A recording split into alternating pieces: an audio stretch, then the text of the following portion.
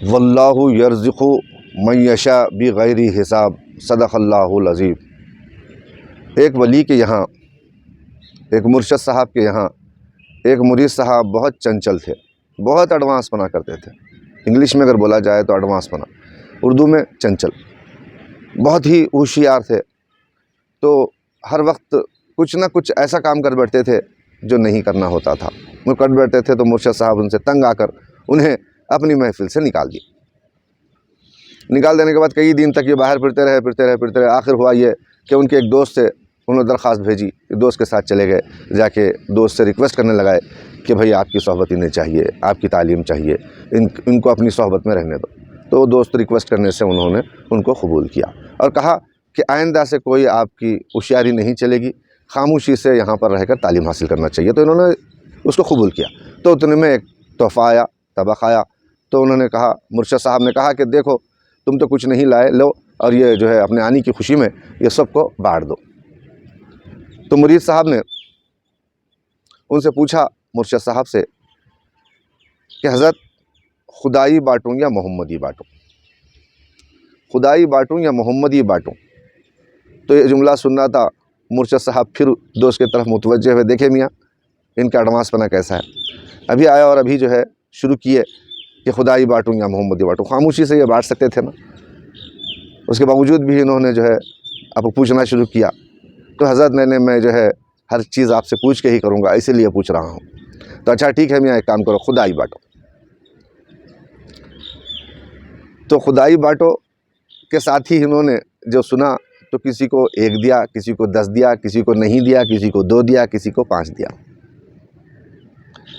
یہ تماشا دیکھ رہے تھے انہوں کہ دیکھے میاں، پھر انہوں نے جو ہے شروع کر دیا کہ کسی کو دے رہے ہو، کسی کو زیادہ دے رہے ہو، کسی کو کم دے رہے ہو۔ تو مرید نے کہا حضرت آپ نے ہی تو فرمایا کہ خدا ہی بانٹو، خدا کسی کو دیتا ہے کسی کو نہیں دیتا ہے، کسی کو خوب دیتا ہے کسی کو کم دیتا ہے۔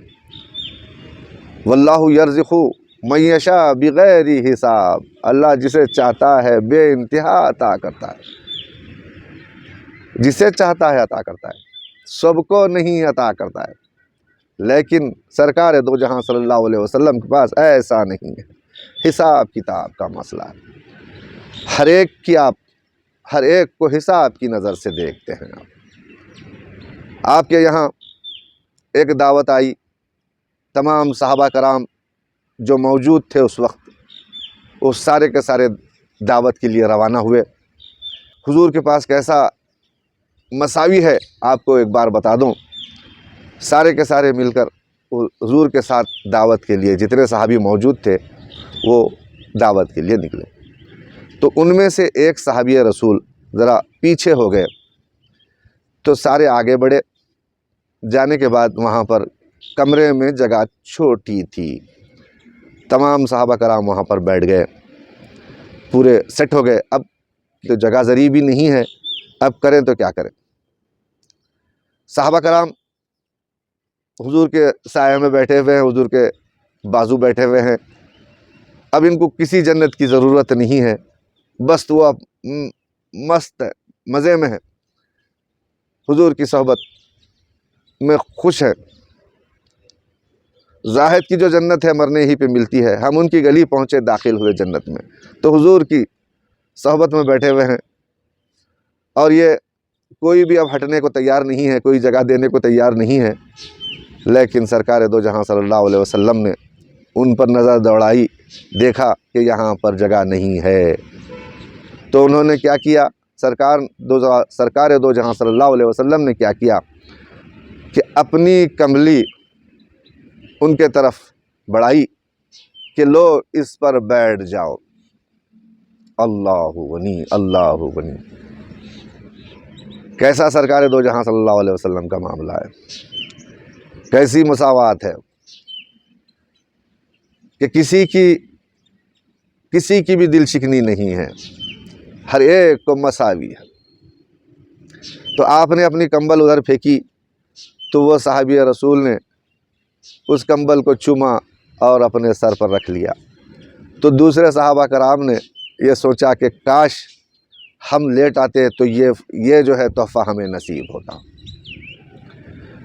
تو واللہ یرزق من یشاء بغیر حساب، اللہ جسے چاہتا ہے دیتا ہے، لیکن سرکار دو جہاں صلی اللہ علیہ وسلم کی عطا ہوتی ہے۔ تو عزیزو، اللہ کا بھی تحفہ آپ کو نصیب ہو، اللہ بھی آپ کو بغیر حساب عطا کرے، اور سرکار دو جہاں صلی اللہ علیہ وسلم کے کملی بھی آپ کو نصیب ہو۔ آپ کو سرکار دو جہاں صلی اللہ علیہ وسلم اپنی کملی میں لیں۔ آپ اگر کملی میں آنا چاہتے ہیں سرکار دو جہاں صلی اللہ علیہ وسلم کی، کہ ایسا کام کرو کہ سرکار دو جہاں صلی اللہ علیہ وسلم اپنی کملی آپ کے لیے دیں، تو آج کی صبح کی بات پر اتنی بات پر میں اپنی بات ختم کر رہا ہوں۔ عزیزو، اٹھو، اللہ اور رسول کے لیے اٹھو، اور اپنی زندگیوں کو اللہ اور رسول کے لگا دو، تاکہ اللہ اور رسول کے بڑے تحفے آپ پا سکیں۔ وآخر الدعوانا الحمدللہ رب العالمین۔